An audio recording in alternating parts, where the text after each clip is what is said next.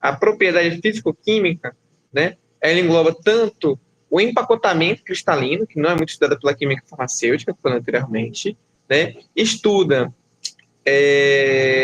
a lipofilicidade, né, e estuda, acima de tudo, também a ionização. As propriedades físico-químicas têm impacto, sobretudo, na parte de farmacocinética, ou seja, da parte do caminho, né, pela velocidade e extensão das transições entre os compartimentos humanos, tá? Então, absorção, distribuição, tudo mais. Como a nossa disciplina é limitada por questões de tempo, né, como qualquer disciplina, né, de modo geral, a gente aqui vai focar principalmente na absorção, tá? Inicialmente, na absorção, e de segundo plano, absorção especificamente falando pela via oral, tá? Então, essa vai ser o nosso foco aqui. Então, tudo que a gente está falando aqui é absorção por via oral, porque vão ter fármacos e medicamentos que vão ser administrados que pulam a fase da absorção, entende? Então, já não é aplicado para esses medicamentos. Está falando da via oral, que é a principal via utilizada na terapêutica, né, na prática clínica de maneira geral, tá bom? Vou aqui espelhar o slide, né? Opa!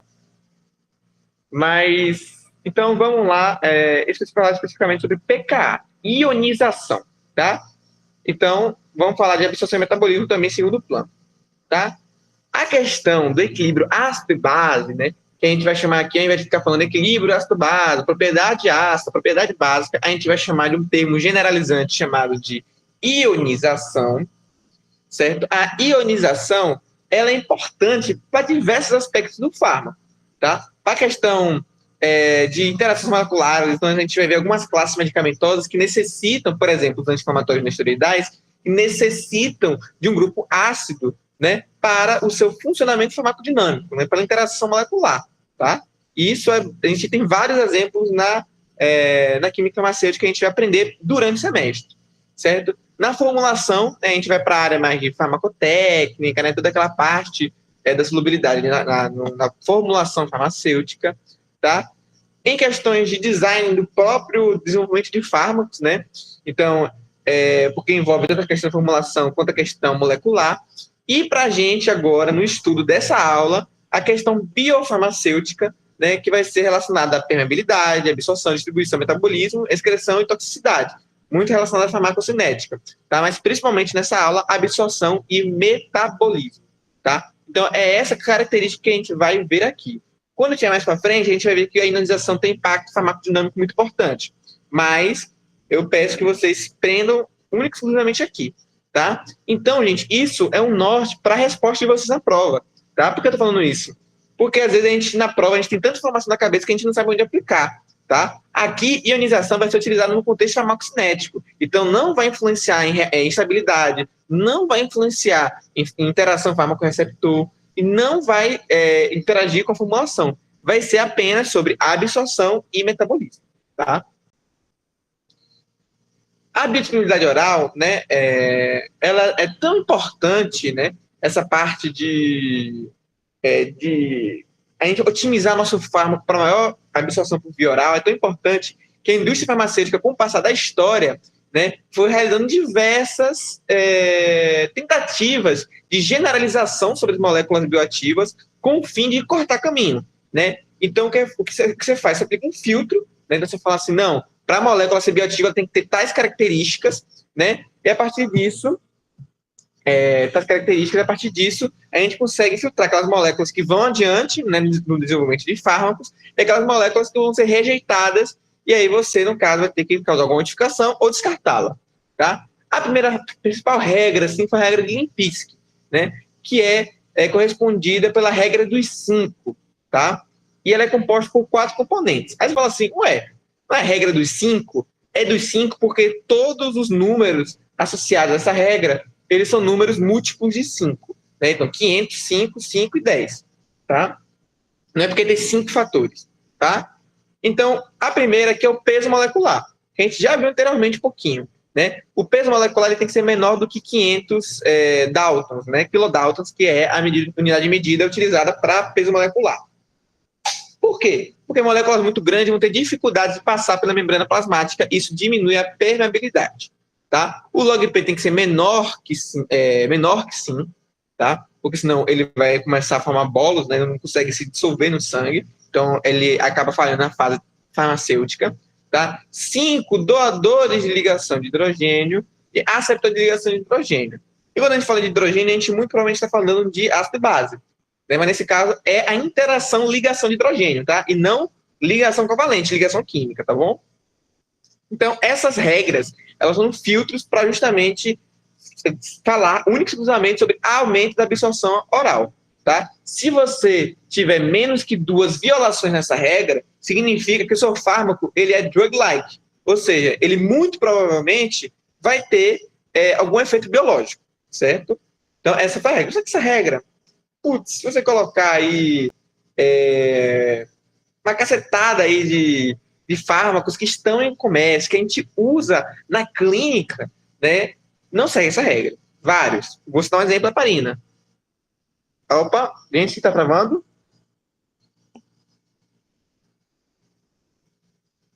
Então tá. Então deve ser só conexão, tá? Mas se você não estiver entendendo, você avisa que eu repito em outro momento, tá bom? Então, gente, foram propostas das regras, né? E a primeira regra que foi feita depois foi a regra de Weber, né?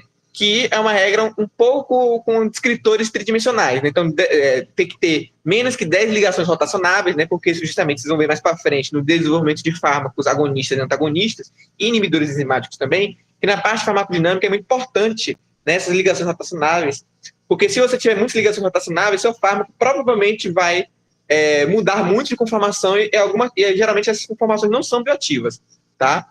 Aqui é uma questão de área, né? Área de solvente de solução, né? Que é 140 Armstrong ao quadrado, e doador mais receptor de ligação de hidrogênio tem que ser menor que 12. Essa regra ela é muito mais, como posso dizer, ela é muito mais sensível do que em questões de técnica de análise mesmo, é muito mais sensível do que a regra do Sinclair-Lipinski, né? Só que ela tem uma complicação que é esse PSA, que é justamente a superfície de contato para a dissorção. Por quê? Porque isso aqui, gente, não se mede facilmente não, tá? Essa superfície de contato é algo muito complexo de você medir, tá? Então, geralmente é utilizada a regra de Lipinski. Aí você fala assim, Aurora, por que diabos você está falando isso agora? Por que você está falando isso? A gente está falando de pKa. Primeiro que eu vou fazer o gancho para o pKa. Segundo, que isso cai na prova prática, tá? Então é muito comum na prova prática de Castilho, por exemplo, ter lá, essa molécula viola duas regras dos 5. Como é que você poderia consertar isso? Tá? Aí você tem que analisar, a partir das regras dos 5, né, você tem que analisar o que sua molécula está de fora. Né? Então, geralmente, ou é log-P ou algum receptor aqui, o receptor de ligação de hidrogênio, tá? Porque peso molecular raramente é mais do que 500. Mas vocês vão aprender na prática que tem que saber pelo peso molecular também. Tem como você analisar pelo peso molecular também, tá? Lá nas mecânicas da prática. Então, gente, então, essas regras, né, elas são mais para prática, mas elas ainda são muito falhas, mas elas podem cortar um caminho muito grande. Tá? E é utilizada bastante também em artigos científicos, artigos acadêmicos. Né? Mas aí que está uma pergunta, né? Aí está um questionamento que vai linkar com o tema de pKa, que é o quê? O log-P, ele é uma constância apenas molecular. Ou seja, quando essa molécula ela não está na forma de molécula, ou seja, não está no formato molecular, esse log-P é um valor errado. Certo? Então vamos dizer assim, que você tem uma substância extremamente ácida, um ácido forte, e quando você administra esse ácido, né, ele automaticamente se desprotônio, né? Ou seja, ele fica com carga positiva. Ou seja, aquele valor de log-P, né, ele não vai ser exato, né? Ele vai ser falho em relação a esse contexto farmacológico, né?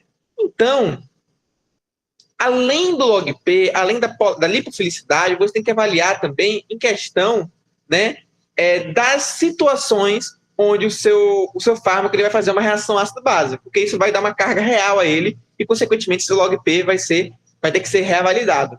Né? Esse figura que o professor Castilho traz é muito interessante, porque mostra aqui de maneira bem alegórica, né?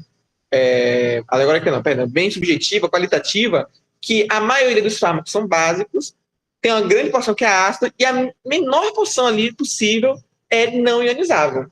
Ou seja, a maioria dos fármacos que temos em comércio, né, no comércio de drogas, eles são ionizáveis. Então, o log P ele é um valor que tem que ser levado apenas no contexto molecular. Partiu para íons, esse valor de log P ele já não é mais válido e a gente tem que partir para questões de ionização. Entendeu? Entenderam essa parte inicial de introdução?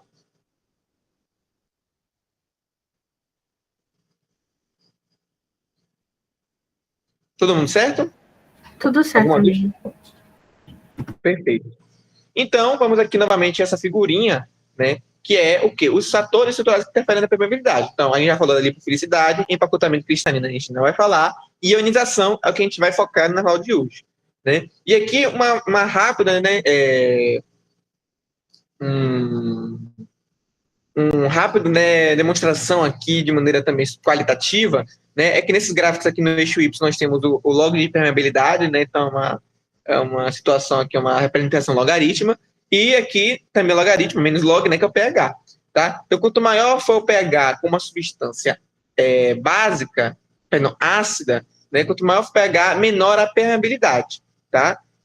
E quanto maior pH em substâncias básicas, será maior a permeabilidade. Vamos entender esse gráfico, que ele vai ser assim, o norte principal ali que a gente tem para a aula de hoje. Tá? Então, o que acontece?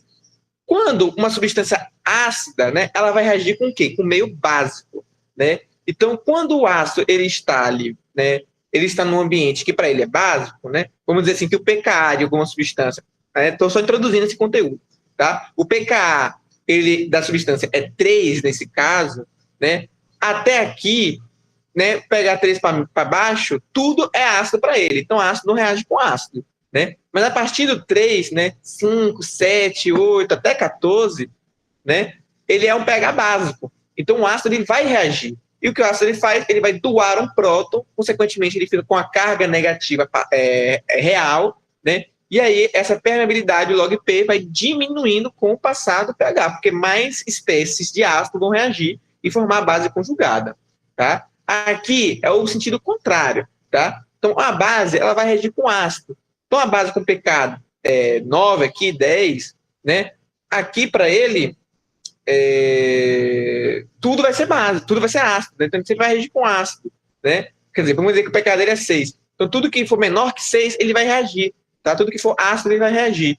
E ele vai aumentando, e quanto mais vai aumentando o pH, menos ele vai reagindo, e você vai aumentando a permeabilidade. Tá bom? Isso eu sei que é meio confuso, que tem que fazer os pensamentos contrários e tudo mais, mas todo mundo entendeu? Isso aqui é a parte essencial da aula. Se não entender essa parte, a gente não consegue continuar. De verdade, isso aqui é o separador de mares. Se vocês não entenderam, me sinalizem, que eu repito. Tudo certo? Entenderam essa questão da reação? Amiga, se puder repetir, eu agradeço. Ótimo. Uma espécie ácida. Tá, vamos lá, Vicky. Uma espécie ácida, né, é uma espécie que ela vai reagir com base, né? Isso é a regra, qualquer lei de qualquer teoria ácido e base, você vai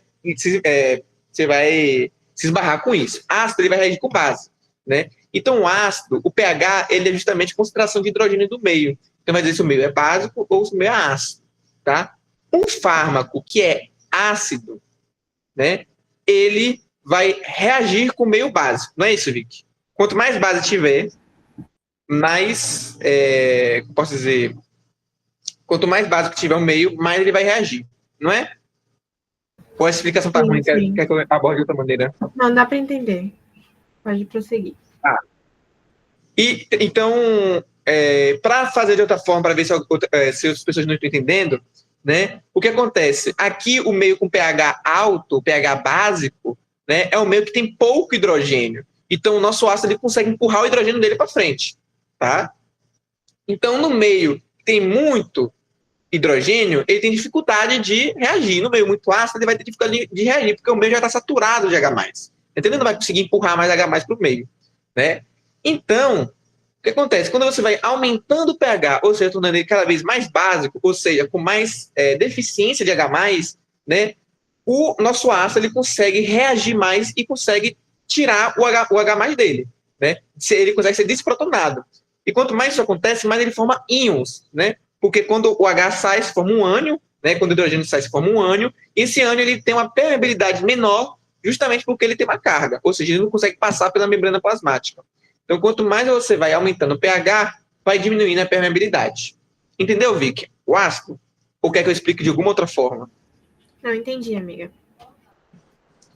O contrário para a base, tá? Então, a base, ele vai captar hidrogênio do meio, não é isso? Né? De maneira bem resumida, bem simplória. Ele vai captar o H+, o próton do meio. Se o meio está cheio de próton, que é o pH baixo, né? Se ele está ácido, a base vai reagir.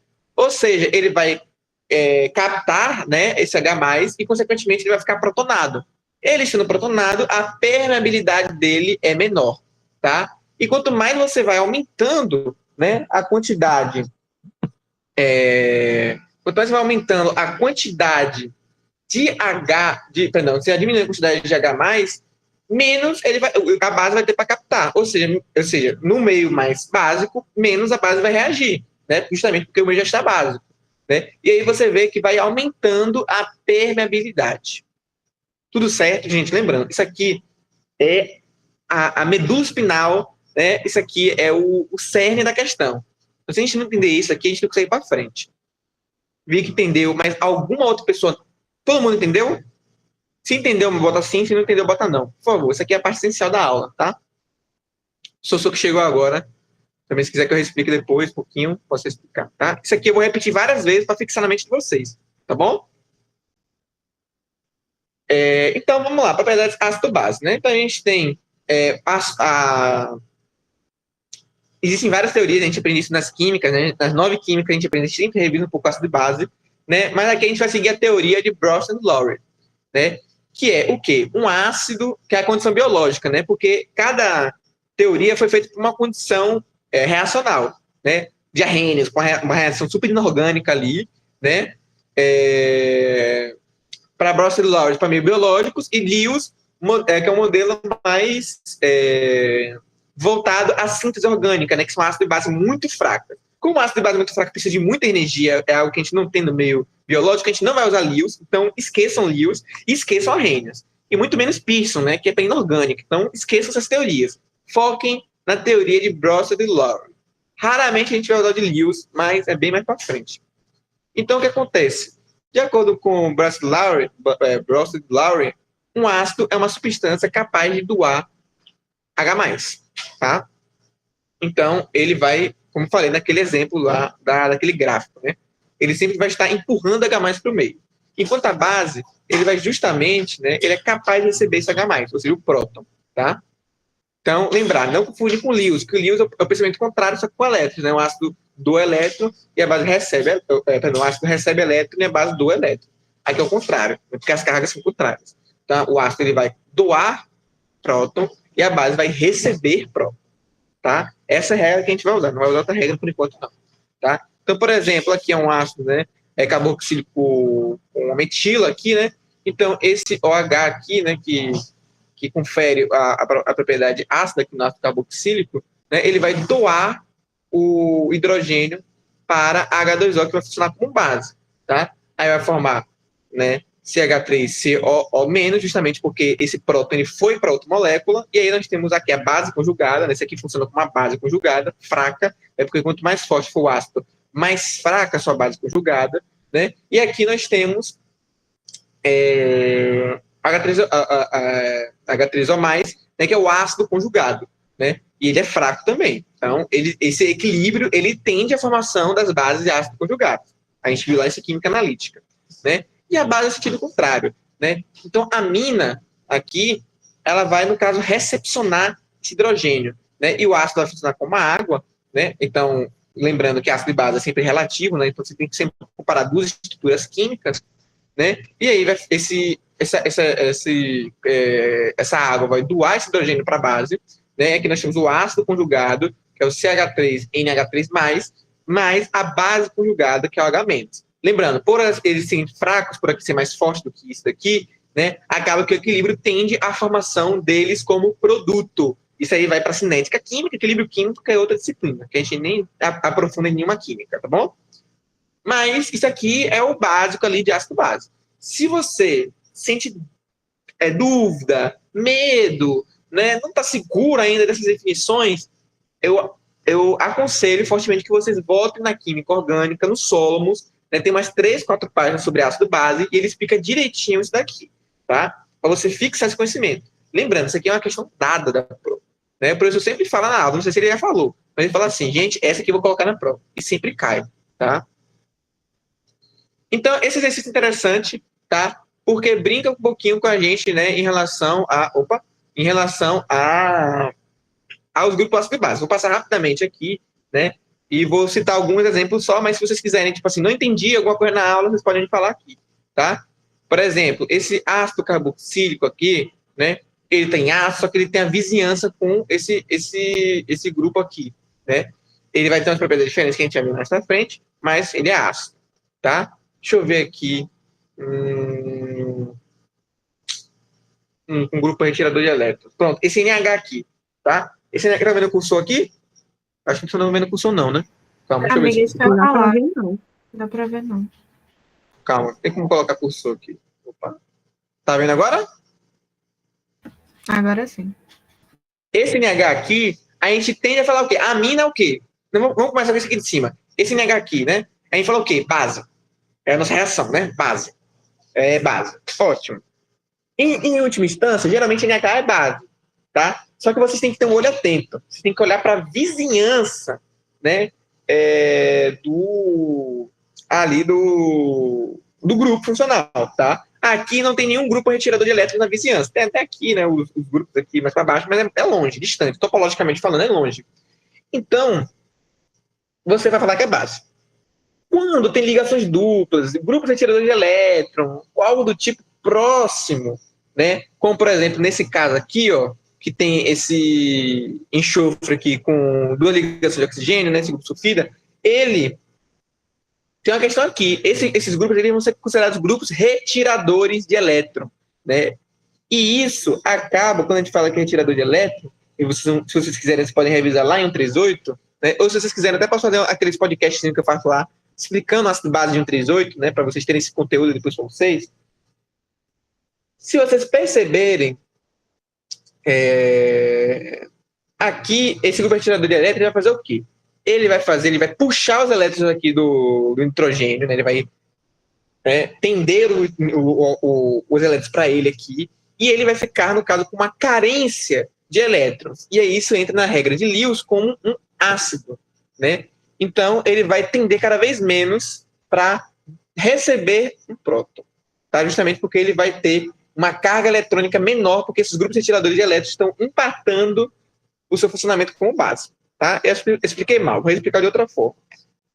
Para você receber uma carga positiva, que é o caso de uma base, né, você precisa ter uma carga eletrônica negativa muito grande, não é? Você precisa ter uma carga eletrônica ali que seja favorável para você receber aquele próton e aquele próton te acalmar, certo?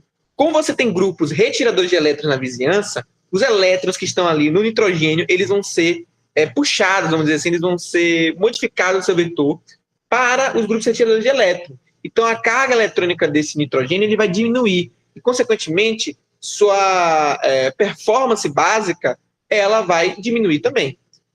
Quando tem um grupo retirador de elétrons na vizinhança, como é esse o caso aqui, né, aqui, vamos dizer que não tem esse oxigênio aqui, outro oxigênio, quando tem um grupo retirador de elétrons só, o que a gente diz é que essa base ela tem a performance de uma substância neutra, tá? Se tem 2 grupos retiradores, a gente fala que esse nitrogênio aqui, esse NH, essa amina, virou um ácido, só que é um ácido muito fraco, com pKa muito alto, tá? Ou, perdão, com pKa muito alto, tá? Então, aqui a gente fala que esse grupo aqui é um grupo ácido muito fraco, é um ácido de Lewis quase, né? Um ácido muito, muito, muito fraco mesmo, tá? Aqui é a mesma coisa, tá? Então, isso é clássico das provas de química farmacêutica. tá? Que é um grupo amina com grupo retiradores de elétron próximo. Aí você fala assim, isso aqui é base, porque tem um nitrogênio aqui. Não necessariamente. Vocês precisam analisar a vizinhança. Entenderam isso?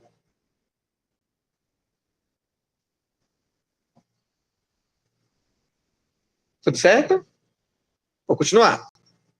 Então, de maneira aqui, né, relativizando esse nosso conteúdo, né, e deixando ele menos objetivo, né, ácidos e bases fortes se dissociam completamente, né, mas não é o caso dos fármacos, e geralmente os fármacos são ácidos e bases fracas. Por isso que a gente não usa a regra de Arrhenius, né, porque eles são ácidos e bases fracos, né. E aí entra esse cálculo aqui que vai cair na prova. Eu estou falando assim, afirmativamente falando, vai cair na prova. Estudem esse cálculo, tá? Pelo amor de Deus, tá? Então, né, a gente tem em meio fisiológico diversos pHs diferentes, tá? Por exemplo, o suco gástrico, né, a nível ali, quando você está em jejum, por exemplo, ele vai ter um pH de 2, né? Enquanto lá no, aqui mais ou menos entre 8 e 9 vai ter o intestino delgado, tá? Aqui entre 5 e 7, que é o da urina geralmente tem um teor um pouco mais ácido, ele tem essa variação aqui. Então, a cada componente fisiológico, a gente tem, eu posso dizer, o seu pH específico. Geralmente, a gente leva em consideração o pH do sangue, né, que é 7,4. Mas a gente pode levar em consideração também o pH do intestino, que é a região onde é mais absorvida quando a gente fala por via oral, tá? Então, o pH ele vai ser diferente, né, a cada ambiente, tá? Então, para você calcular a concentração de fármaco que está na sua forma ionizada ou na sua forma molecular, você vai utilizar, então, essa fórmula aqui. E vai ser essa exata pergunta que está na prova de vocês. De acordo com o pH tal, ou de acordo com tal ambiente, você tem que calcular a porcentagem de forma molecular ou a porcentagem de forma ionizada, tá? Então, você vai precisar desses dados. Quais são os dados que vão ser dados para vocês? Né? O pKa, né? O pH, e aqui, esse log aqui a gente vai descobrir, tá? Forma base. Vai depender, né? Esse pKa, essa forma ácida, forma básica, vai depender do que você está falando. Em espécies ácidas, vai ser uma coisa, em espécies básicas vai ser outra. Vamos começar com pKa para ácidos, né? Então, pKa para ácidos, ele vai ser calculado através do Ka, né? pKa é o menos log de Ka, né? Então, Ka vai ser justamente a formação de base conjugada vezes o ânion sobre a forma molecular, né? E aí, menos log desse valor, você vai conseguir o pKa. Tá lembrando que às vezes, já vi algumas vezes, né, exercícios, dar o pKa e você tem que calcular o menos log. Vocês vão poder ter auxílio da calculadora científica. Então é só você colocar lá certinho. E outra coisa, entenda como a calculadora científica de vocês funciona, tá? Menos log de Ka, né, aqui é a formulação, né, da fórmula, né, vai então chegar nessa parte daqui, né, dedução da fórmula. pKa, né, é igual a pH menos log da forma ionizada sobre a forma molecular, tá? Então, a forma ionizada vai ser a base conjugada, enquanto a forma molecular vai ser o ácido na sua forma normal, tá? Ou, perdão, esse aqui é para menos, tá? Ou você pode escrever essa fórmula, né, de outro jeito. Você vai escrever o pKa é igual a pH mais log, e você inverte a situação, tá bom? Ou seja, a parte molecular sobre a parte não molecular. Então, é basicamente isso, de ácido. Para a base, né, vai ter toda a dedução aqui, né, mas pode ser tanto o...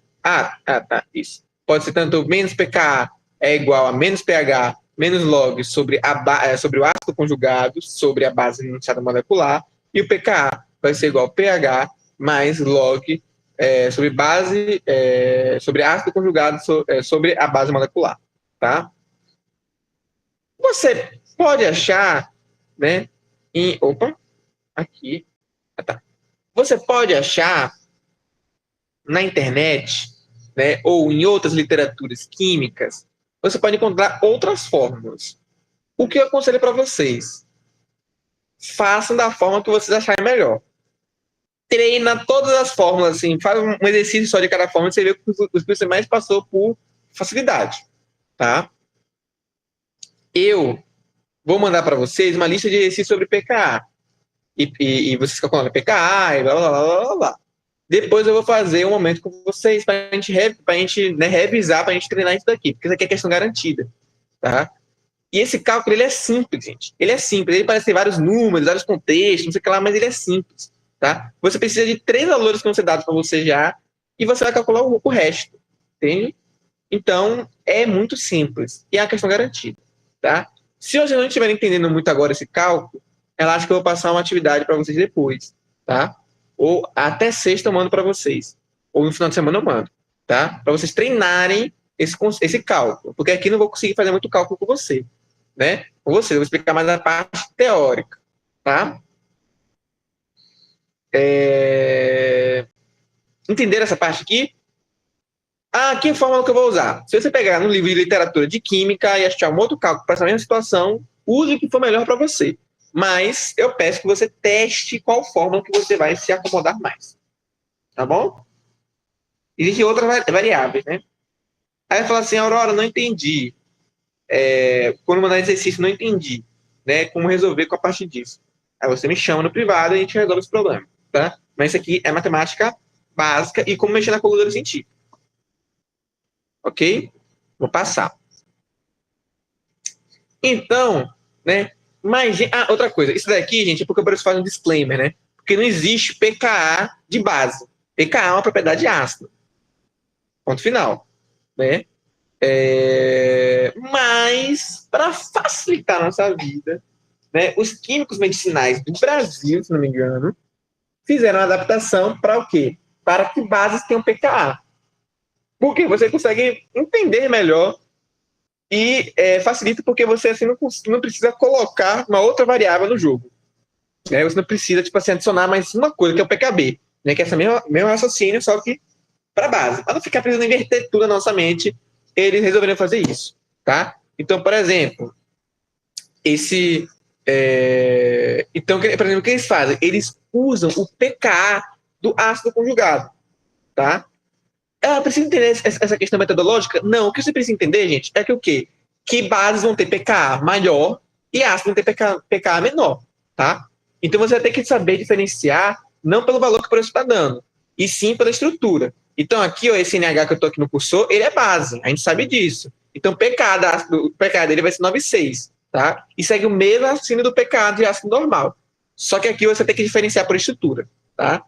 Então não é porque ele está te dando pKa que vai ser um ácido. É porque aqui na química farmacêutica, para facilitar a nossa vida, a gente usa tudo com pKa.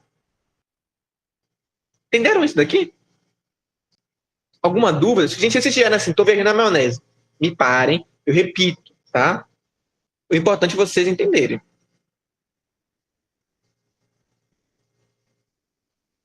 Tudo certo? Querem que eu repita alguma parte?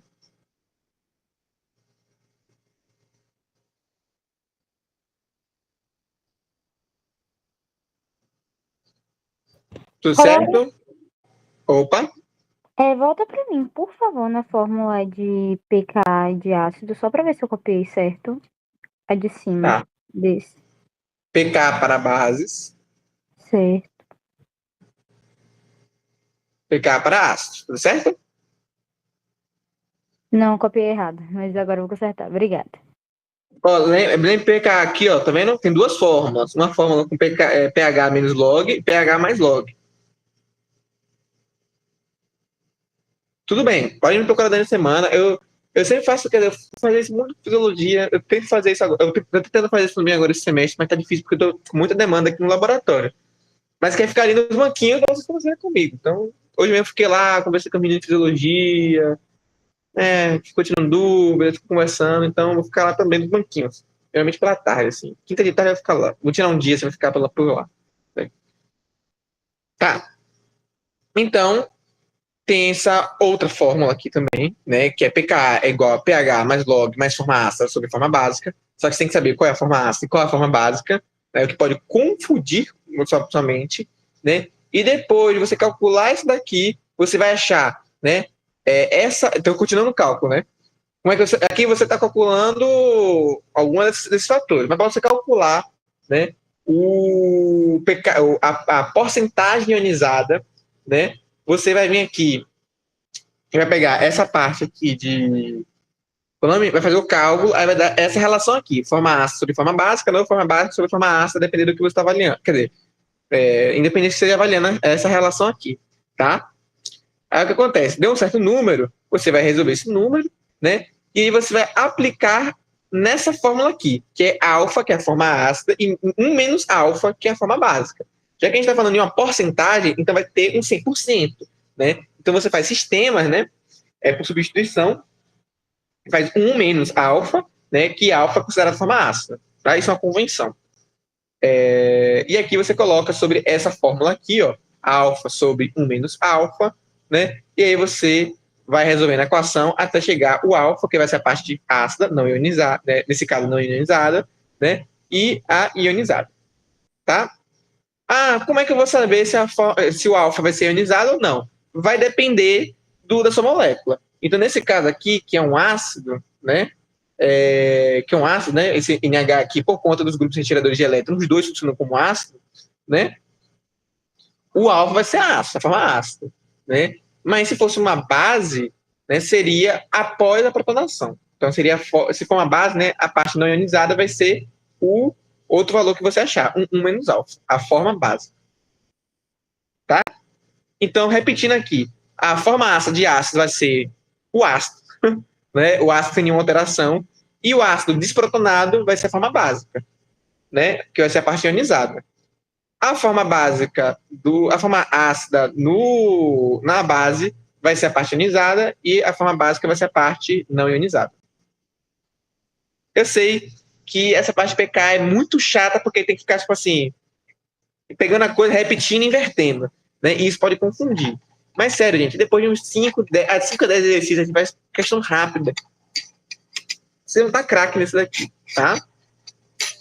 E parece ser complicado, mas quando vocês vão repetindo isso daqui várias vezes, vai fazendo sentido, tá? Então, eu vou repetir mais uma vez. Forma ionizada de um ácido é a forma ácida. A forma não ionizada é a forma básica, né? A forma não ionizada da base é a forma básica e a ionizada é a forma ácida, tá? Um é o contrário do outro. Quer dizer, o mesmo raciocínio, só que oposto, tá?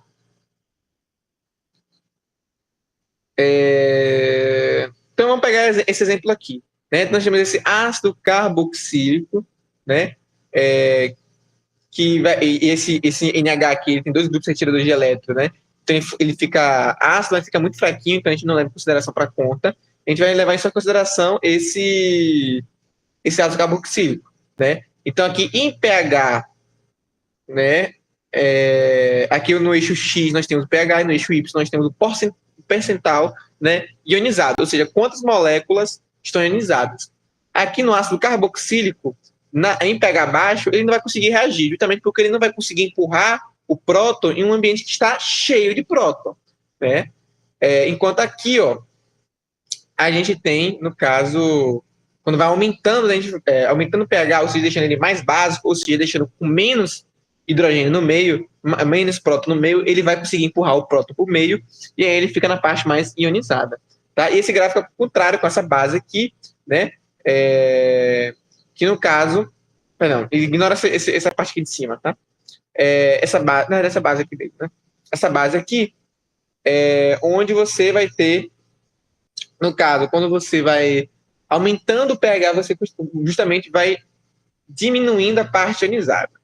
Gente, tá desesperado, não tá conseguindo estudar, né? Assim, não tá, essa parte não entra na sua cabeça. Os outros assuntos entram na sua cabeça, mas esse não. Grava esses gráficos de ionização, tá? Por que tem que gravar esse gráfico? Porque, gente, se você tem um ácido carboxílico, se sua molécula lá, para você calcular o ácido carboxílico, um ácido carboxílico forte, e tiver no meio básico, a maior parte vai dar ionizada. Então, seu cálculo ele tem que fechar na maior parte ionizada, entendeu? Então, mesmo que você confunda ali a fórmula, você vai ter o senso crítico de, opa, deu baixo o resultado, meu resultado tem que dar 99,9%. Então, você refaz o cálculo e vai tentando até você conseguir fazer o cálculo, tá? Então, entendam o contexto químico que nós temos dentro da disciplina, tá? Então, se você tem um ácido que está no meio básico, ele vai estar mais ionizado, né? Porque ele vai reagir mais. E o contrário, se sua molécula lá que você tem que calcular é básica e está no meio ácido, a parte ionizada vai ser muito grande. Então, se dá um resultado de 30%, não, tá alguma coisa errada. Refaz o cálculo, tá? Então, isso aí é essencial. Entenderam essa parte da ionização?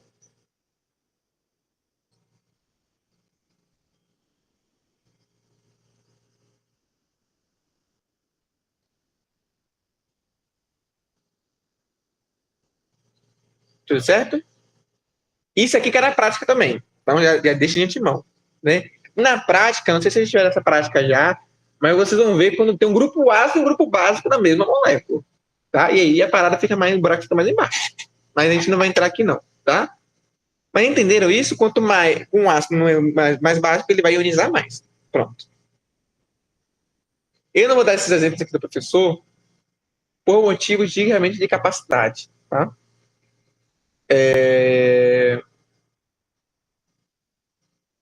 Deixa eu ver aqui. Tá. Isso aqui, calma, deixa eu ver.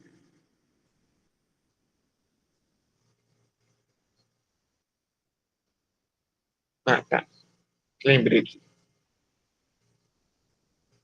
Quando existe, né, e aí eu acho que seria um outro momento para a gente discutir isso também, a maioria dos fármacos, se a gente for parar para pensar, né, tem uma ou duas bases, né, ali, né, então não tem nenhum comportamento ácido, né, mas tem uma grande porcentagem aqui, né, nesses gráficos aqui, que realmente, né,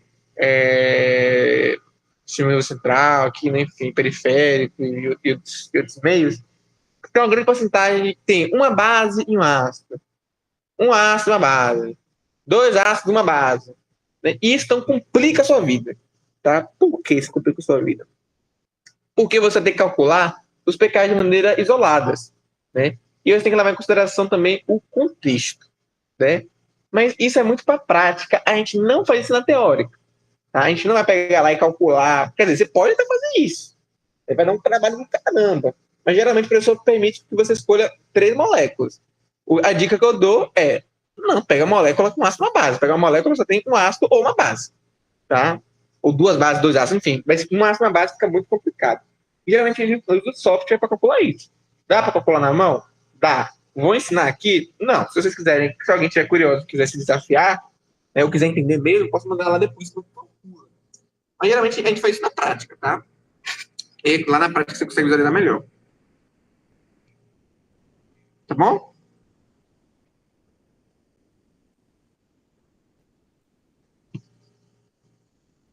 Tudo certo?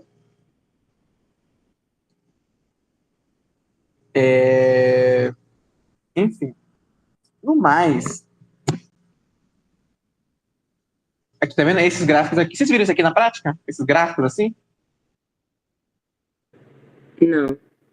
É na próxima prática, amiga. Pronto. Então, próxima prática, você vai entender como é que faz esse cálculo.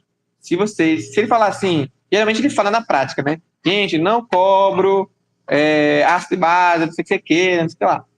Se ele falar que não falar isso, vocês me avisem que eu ensino a calcular. Mas é um pouco mais complexo e a porção ionizada vai ser menor. Diga, Amanda. Aurora, você pode só explicar essa parte de novo de ácido e de base, só que, tipo, com o número. É porque quando fica falando assim, tipo, vai estar mais ionizado, não ionizado, na minha cabeça fica um pouco muito abstrato, entendeu? Se você pudesse falar, tipo, com valores, tipo, um pKa de 3 e um pH de tanto. Eu acho que é, tipo, mais fácil de eu compreender, por favor. Perfeito, perfeito. Ó, Amanda, perceba aqui, essa molécula aqui, tá? Você quer saber de forma ionizada ou de permeabilidade? De forma ionizada. Pronto. Vamos dizer esse ácido carboxílico aqui dessa substância, tá? Tá vendo? Ele tem um pKa de 4,08. É o diclofenato, tá? Ele tem essa proporção, tá? Então, em um pH, eu vou perguntar para você, se você quiser que eu respondo, tá? E claro que eu vou te corrigir. Em um pH ácido, um pH 2, ele vai reagir? um pKa de 4,8 no pH 2 vai reagir? Não. Não vai reagir. Então, ele vai ficar na forma molecular. Então, ali 2 até 0 no pH, ele vai ficar nessa forma molecular na maior parte do tempo, não é? Chegou em 4,08. O que acontece com pH 4,08? É o ponto isoelétrico, né? Ou seja, vai ter metade, né? Metade na forma básica e metade na forma ácida. Porque o pH está igual ao pKa. Toda vez que o pH estiver igual ao pKa, vai ter essa proporção meio a meio. Tá bom? Mas se o pKa é 4,08 e está no meio 8, ele vai reagir porque é uma substância ácida reagindo com pH básico. Vai reagir? Aí, no caso, ele vai começar a doar próton, não é isso? Isso, porque o ambiente está com pouco próton. Ou seja, a sua formação vai começar a aumentar até que chegue no seu máximo, né, ali em 100% de ionizados no pH muito alto. Entendeu com ácido? Entendi. Pronto. Vamos agora para a base.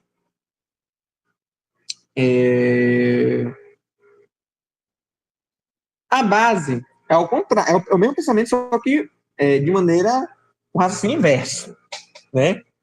A base aqui, a base reage com o meu ácido. Então, o pKa dele é 5,88. Um pH 2, ele vai reagir? Sim. Ele, no caso, ele tá. Aí ele, como ele é uma base, ele recebe o próton, né? Ele vai estar recebendo o próton. Isso. E o meio está cheio de próton, pH baixo, né? Não é isso? Então, ele vai estar na proporção ionizada muito maior do que a proporção molecular. Não é? Agora, aumentando o pH, chegando no pH básico, o meio vai estar com pouco H mais, né? Então não vai conseguir receber muito H mais. Ou seja, um pK de 5,88 num pH 8, ele vai reagir? Não, porque ele vai reagir com algo menor que ele, né? Então, ele vai estar na parte mais molecular, vai estar na sua porcentagem ionizada vai ser menor, tá? Então, como regrinha, assim, para a gente deixar um macetezinho aqui, né? A gente fala, então, que quando tem um pKa, né, quando é um ácido, o pKa ele vai reagir sempre que o pH for maior que ele. Então, se o pKa for 2, ele vai reagir a partir de 2. A partir de 2 ele começa a reagir para formar ionizado. Aí, quanto maior o pH, maior a porção ionizada vai ser, até chegar em 100%. Tá? E a base vai ser o mesmo raciocínio, só que no sentido contrário. Né? Então, a base vai ser o quê?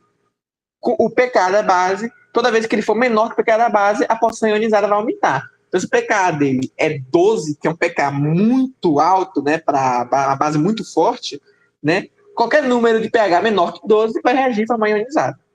Entendeu? E lembre sempre que quando o pH é igual ao pKa, a gente tem, no caso, o ponto isoelétrico da molécula, e aí vai ter metade, metade. Entenderam isso daqui, gente? E lembrando, quanto mais ionizada tiver sua molécula, menor vai ser a permeabilidade. Né? Ou seja, menor vai ser a sua absorção por via oral. Tá? Então, gente, isso aqui é o que conecta com a farmacocinética, né? Que é essa questão do pKa. Então, gente, quanto maior for a parte ionizada, menor a permeabilidade. Tá? Isso aí é necessário. Geralmente, os fármacos são básicos. Por quê? Porque quando o fármaco ele entra pelo nosso corpo, ele passa pelo estômago. Né? Aí no estômago ele fica ionizado. Ionizado ele consegue se dissolver, né? Porque ele fica mais ionizado. Quando ele passa para o intestino, que é a correção do pH para pH básico, ele volta para sua forma molecular e é absorvido no intestino delgado, que é o principal órgão de absorção. O intestino delgado é o órgão especializado em absorção. Tá? Então os fármacos geralmente são básicos, só que tem alguns fármacos que são ácidos, né? Como vários aí no mercado. Diclofenaco, por exemplo, é um exemplo, né? Entenderam? Essa parte final da correlação entre pK e absorção.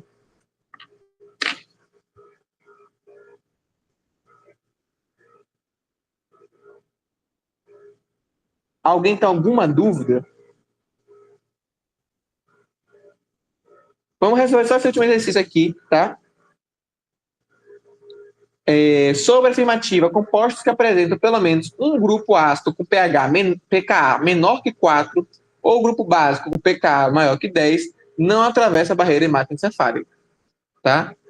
De maneira geral, isso aqui eu acho que eu não tenho as respostas certas aqui, né, mas provavelmente é verdade.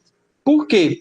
Porque o pKa, né, e muito baixo em um ácido vai fazer com que ele reaja com qualquer meio, né, de pH maior que 4, tá? E pKa de 10, uma base, qualquer pH menor que 10 vai reagir. E o meio fisiológico é pH 7,4. Então, se tiver um dos dois, ele não vai conseguir passar pela barreira hematoencefálica. Levando em consideração só o transporte passivo, tá? Porque se a gente for levar a questão do transporte ativo, como no caso da morfina, é falso, tá? Mas aqui é uma generalização sem essas exceções, tá? Gente, então, é verdadeiro se a gente considerar de maneira geral, assim, de maneira hipotética, mas quando a gente vai na prática mesmo, a gente vê que é falso, tá? Entenderam, gente? Uma dúvida? Sugestões? Essa é uma das mais difíceis do começo do curso, né? Porque ela mexe muito com essa parte de...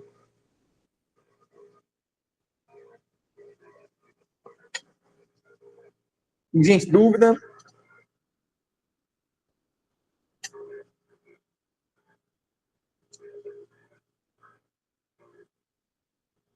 Se não tem mais dúvidas e vocês estão satisfeitos, eu estou satisfeito também.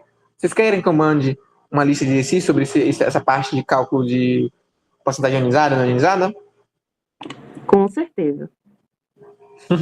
Vou mandar. Mas lembrem desse raciocínio que eu falei para vocês, da porção ionizada com a permeabilidade e com a absorção a nível clínico, tá?